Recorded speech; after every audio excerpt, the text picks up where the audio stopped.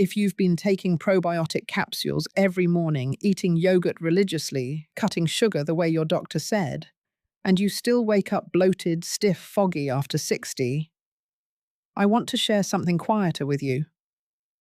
5 kitchen spices, each one studied for what it does inside your gut.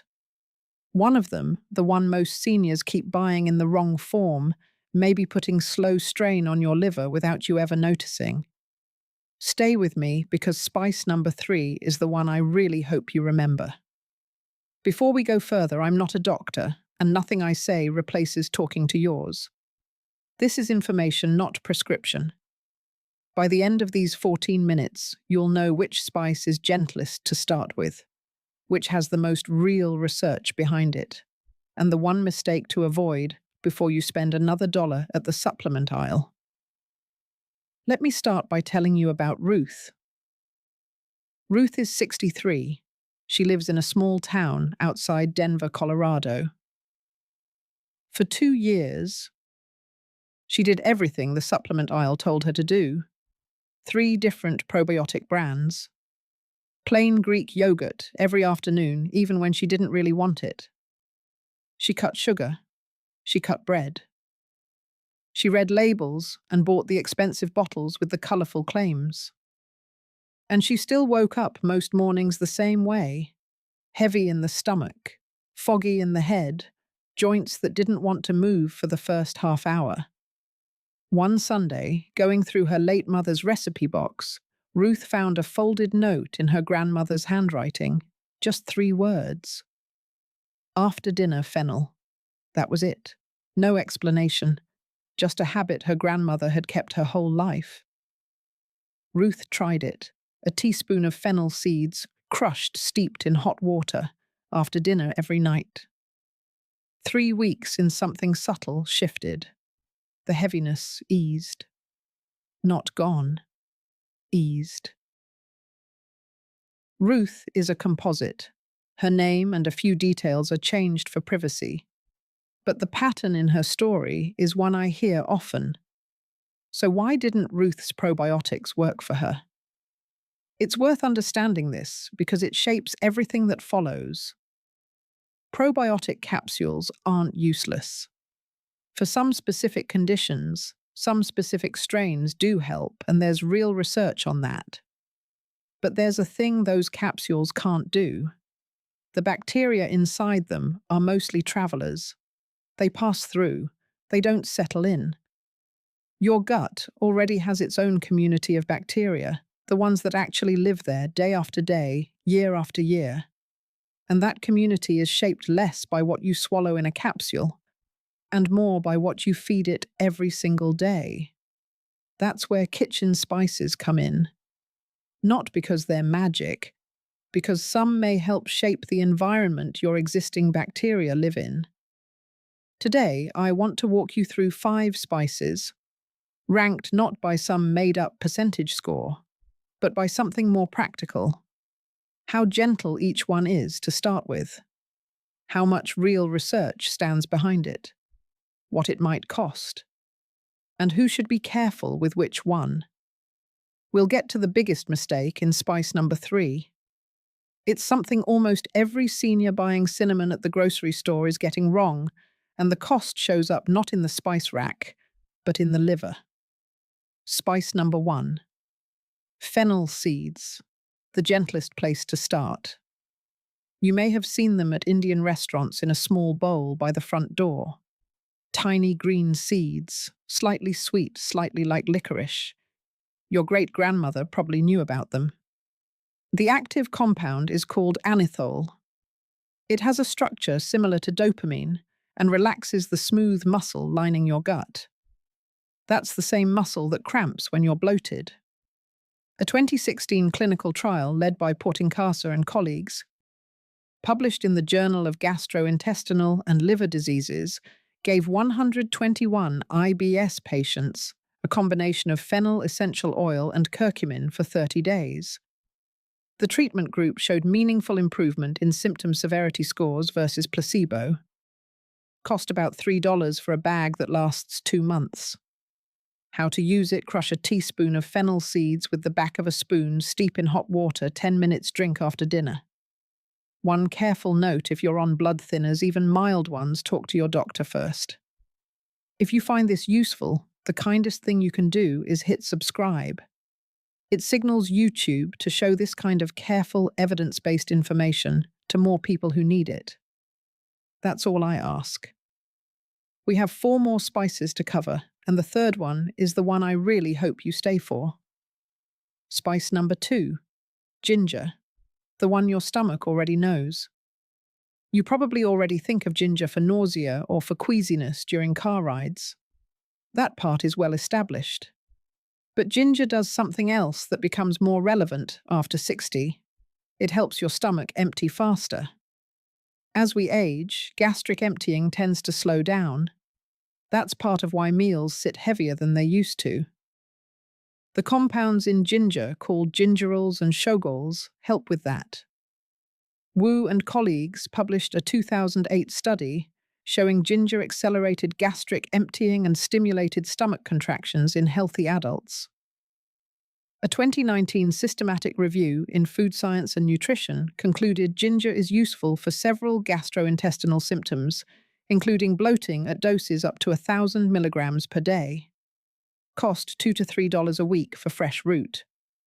How to use it: peel and thinly slice a 1-inch piece, steep in hot water. 15 minutes, drink with or before your largest meal. One careful note: if you're taking warfarin or another blood thinner, higher doses of ginger may amplify the effect. Stick to food amounts and check with your doctor. Spice number 3, and this is the one I really need you to hear. When you buy a jar of cinnamon at the grocery store, you almost certainly aren't buying what you think you are. About 95% of cinnamon sold in American supermarkets is something called Cassia cinnamon. It's cheap, it's strong, it's what most of us grew up with. And it contains a natural compound called coumarin. In small amounts, coumarin is harmless. In larger amounts, taken daily over months or years, it can stress your liver. Now the math, and it matters. The European Food Safety Authority sets the tolerable daily intake for coumarin at 1/10 of a milligram per kilogram of body weight. For a 150-pound adult, that's about 6.8 milligrams a day. 1 teaspoon of Cassia cinnamon contains 6 to 18 milligrams of coumarin. So a single teaspoon every morning in your oatmeal can put you at or above that daily limit. Ceylon cinnamon is different. It comes from Sri Lanka. Sometimes labeled true cinnamon, it contains roughly 1/100th the coumarin of Cassia. You'd need over 100 teaspoons of Ceylon in a day to come near the limit. The German Federal Institute for Risk Assessment has issued formal guidance on this, recommending Ceylon for daily use. How to spot the difference. Ceylon sticks are light tan, soft, and crumble when you squeeze them. They look like rolled paper. Cassia sticks are dark, reddish-brown, and hard. On a label, look for Ceylon or Cinnamomum verum. If it just says cinnamon, assume it's Cassia. Cost difference about $14 for a month of Ceylon versus $3 for Cassia. $11 saved that might cost you a liver enzyme rise 3 years from now. The effect of cinnamon on gut bacteria comes mostly from laboratory studies of cinnamaldehyde, the active compound. In test tubes, it shows real activity against bacterial biofilms.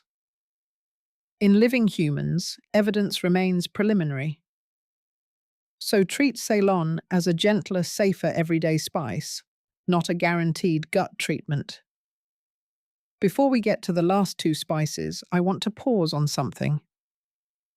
In 1998, a research team led by Guido Schober at St. John's Medical College in Bangalore, India, published a small but quietly important study in the journal Planta Medica.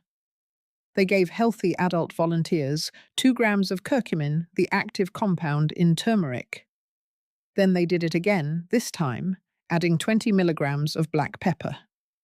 The result, a 2,000% increase in how much curcumin actually made it into the bloodstream, 2,000%. Without black pepper, you absorb almost nothing. With it, or that you absorb roughly 40 times more. This finding shapes everything about the last spice on our list. But before we get there, the next one has the strongest pile of clinical evidence of any spice we've covered. And one warning you cannot skip if you have acid reflux. Spice number 4. Peppermint. The one with the most clinical research behind it. And one warning you cannot skip. A 2019 meta-analysis by Alamar and colleagues published in BMC, Complementary Medicine and Therapies, pooled 12 randomized controlled trials covering 835 IBS patients. Peppermint oil was significantly better than placebo for both overall symptom improvement and abdominal pain. A 2022 updated meta-analysis in Alimentary Pharmacology and Therapeutics reached similar conclusions, though the authors rated the quality of evidence as low. The active compound menthol blocks. Calcium channels in your gut's smooth muscle calming spasms. Now the warning. Peppermint also relaxes the valve between your stomach and esophagus. If you have GERD or acid reflux, peppermint can make it noticeably worse. If reflux is a problem for you, skip this one entirely. For everyone else, the simplest form is peppermint tea after meals. Spice number 5. Turmeric paired with black pepper. The two need each other. You've probably heard about turmeric. You may even have a jar of it. What most people don't know is that on its own, your body absorbs almost none of it. Less than 5%. That's the Schober 1998 finding we just discussed. 20 milligrams of black pepper unlocks roughly 40 times more absorption. For gut effects specifically, the research is mixed. A 2018 meta-analysis by Eng and colleagues covering 3 studies and 326 IBS patients found curcumin had a beneficial but not statistically significant effect. A 2025 meta-analysis of 13 trials published in Frontiers in Nutrition found curcumin significantly effective for ulcerative colitis remission. Cost about $8 for a month of organic turmeric and a fresh peppercorn grinder.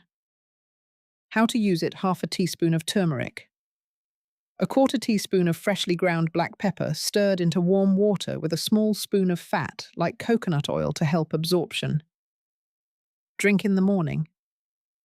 Now, who should be careful with which one? If you're on warfarin or another blood thinner, watch ginger and peppermint at higher doses and check with your doctor. If you have GERD or acid reflux, skip peppermint entirely.